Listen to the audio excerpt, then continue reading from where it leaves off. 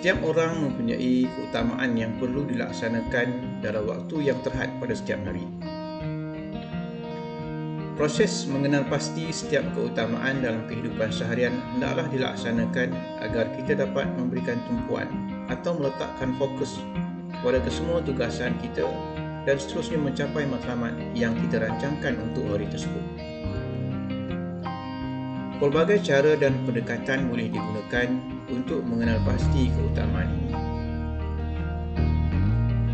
Tradisi ilmu barat antaranya menggunakan model Eisenhower Framework Matrix yang membahagikan keutamaan kepada 4 kuadran, iaitu penting segera, penting tidak segera, tidak penting segera, dan tidak penting tidak segera.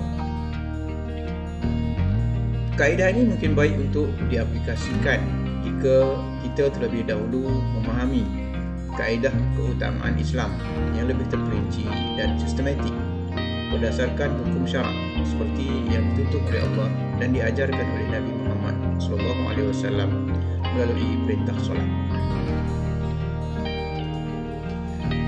Amalan solat mengajar kita mengenal pasti keutamaan berdasarkan utamanya hukum syarak yang 5, iaitu wajib, sunat, haram, makruh dan harus.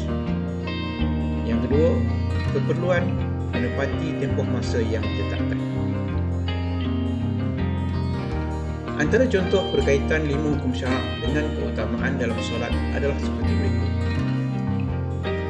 Wajib bagi setiap mukallaf melaksanakan solat fardu. Sunat membaca surah selepas Al-Fatihah. Haram bagi mukallaf meninggalkan solat fardu. Makruh menahan membuang air ketika solat. Harus memakai pakaian mengikut budaya masing-masing dalam solat asalkan menutup aurat. Secara garis besarnya, hukum syarak terbahagi kepada 2 bahagian, iaitu taklifi dan takhyir. Taklifi bermaksud dipertanggungjawabkan atau untuk dilaksanakan atau ditinggalkan. Termasuk dalam hukum taklifi ini adalah wajib dan sunat dan haram dan makruh. Takhyir bermaksud pilihan. Termasuk dalam hukum takhyir ini hanya satu, iaitu ibahah ataupun harus. Dalam hukum wajib itu ada bertaraf wajib fardu ain dan ada yang bertaraf wajib fardu kifayah. Fardu ain bermaksud wajib dilaksanakan oleh setiap orang Islam yang mukallaf, iaitu orang Islam yang telah cukup umur baligh dan berakal dan tidak wajib kepada kanak-kanak dan orang gila. Wajib dan sunat adalah merupakan suruhan untuk dilakukan. Implikasi hukum wajib adalah mendapat pahala jika dilakukan dan berdosa jika ditinggalkan. Implikasi hukum sunat adalah mendapat pahala jika dilakukan dan tidak berdosa jika ditinggalkan. Haram dan makruh adalah merupakan larangan daripada melakukannya. Implikasi hukum haram adalah mendapat pahala jika ditinggalkan dan berdosa jika dilakukan. Makruh maksudnya perbuatan yang dibenci, iaitu perbuatan atau amalan yang dibenci oleh Allah tetapi tidak berdosa melakukannya, khususnya jika terpaksa. Sebaliknya, sunat hukumnya meninggalkan perkara makruh, bermakna mendapat pahala jika ditinggalkan. Bagaimana menentukan keutamaan berdasarkan hukum syarak ini? Secara mudah dan ringkasnya, kita hanya perlu mengenal pasti taraf hukum setiap amalan dan tugasan yang akan kita laksanakan atau yang diamanahkan kepada kita untuk disempurnakan. Adakah setiap tugasan tersebut bertaraf wajib atau sunat atau haram, makruh ataupun harus? Disebabkan proses menentukan keutamaan ini adalah melibatkan perkara yang kita ingin atau rancang lakukan, maka kita hanya memberi fokus kepada 3 hukum syarak, iaitu wajib, sunat dan harus. Perincian setiap satunya pula perlu dirujuk kepada utamanya hak Allah. Contohnya solat, tilawah, zikir, puasa dan sebagainya. Yang kedua, hak Allah berkaitan manusia. Contohnya zakat, sedekah, amanah di tempat kerja dan nasihat menasihati kepada kebaikan. Yang ketiga, hak manusia. Contohnya hormat menghormati, amalan berjiran, bergotong royong, khidmat masyarakat dan kebanyakan yang berkaitan dengan hak awam. Sekiranya tugasan ataupun tanggungjawab tersebut bertaraf wajib, maka tidak dapat tidak, kita mesti melaksanakannya dan dimasukkan ke dalam senarai keutamaan. Contohnya solat fardu yang merupakan hak Allah, zakat dan amanah di tempat kerja, hak Allah berkaitan manusia, dan hormat menghormati sesama manusia ataupun menjawab salam yang merupakan hak manusia.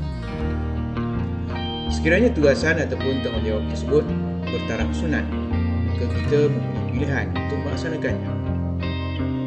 Tugasan bertaraf sunat ini mungkin pilihan kedua dalam senarai keutamaan. Kita boleh melaksanakan sekiranya berkesempatan atau berkeupayaan. Kita akan mendapat kelebihan sekiranya dilaksanakan.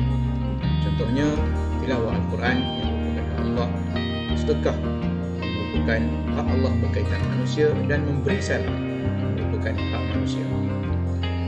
Sekiranya tugasan ataupun tanggungjawab tersebut bertaraf harus, maka kita juga mempunyai pilihan untuk melaksanakannya seperti mana perkara sunat. Contohnya menghayati keindahan alam yang merupakan hak Allah, berjual beli yang merupakan hak Allah berkaitan manusia, berehat atau berhibur seperti mendengar muzik ataupun lagu-lagu yang tidak melalaikan yang merupakan hak manusia. Pendekatan mengenal pasti dan menyusun keutamaan berdasarkan hukum syarak ini memberikan pilihan yang lebih tepat berbanding pendekatan penting tidak penting ataupun important not important yang ada dalam model keutamaan Eisenhower Framework. Bagaimanapun, kerangka keutamaan tradisi barat ini masih boleh digunakan secara bersama dengan pendekatan hukum syarak dengan sedikit pengubahsuaian, khususnya yang melibatkan pelbagai hak berbeza seperti hak Allah dan hak manusia. Amalan solat mengajar kita mengenal pasti keutamaan berdasarkan keperluan menepati tempoh masa. Firman Allah di dalam surah An-Nisa ayat 103 yang bermaksud, sesungguhnya solat itu adalah satu ketetapan yang diwajibkan ke atas orang beriman yang ditentukan waktunya.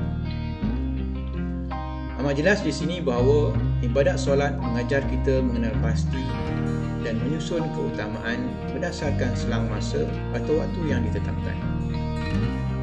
Ini bermakna setiap tugasan dan tanggungjawab mempunyai tempoh masa permulaan dan tempoh masa penyempurnaan ataupun deadline dengan mengambil kira waktu solat. Pendekatan mengenal pasti dan menyusun keutamaan berdasarkan selang masa solat ini memberikan keselesaan dan mengurangkan tekanan ketika melaksanakan tugasan. Berbeza dengan pendekatan segera tidak segera, urgent not urgent yang ada di dalam model keutamaan Eisenhower. Bagaimanapun, dengan sedikit pengubahsuaian, model keutamaan Eisenhower ini boleh diadaptasikan dengan penyusunan jadual berdasarkan solat atau lebih tepatnya surat azan. InsyaAllah perbincangan dalam siri selanjutnya akan membincangkan proses penyusunan jadual harian berdasarkan surat azan. Jadual yang kita anggap sebagai jadual berimpak tinggi dalam kehidupan seorang Muslim.